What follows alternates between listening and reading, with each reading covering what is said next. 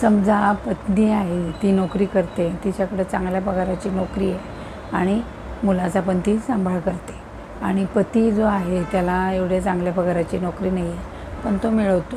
मग अशा वेळी जर त्यांचा घटस्फोट झाला तर पती हे त्याला कमी पगार आहे म्हणून पत्नी आणि मुलाची मेंटेनन्स नाकारू शकतो का? तर याचं उत्तर आहे की नाही, तो मेंटेनन्स नाकारू शकत नाही. कारण पती हा आहे, जरी त्याला कमी पगाराची नोकरी असेल तरीही पत्नी आणि मुलाला सांभाळण्याची जबाबदारी त्याची आहे.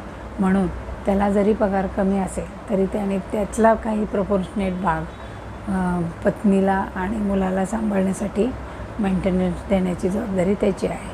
तर त्याला मेंटेनन्स देणं हे बांधील राहील किंवा ती त्याची जबाबदारी आहे. जर तो त्याचा पगार कमी आहे या कारणास्तव तो मेंटेनन्स नाकारू शकत नाही.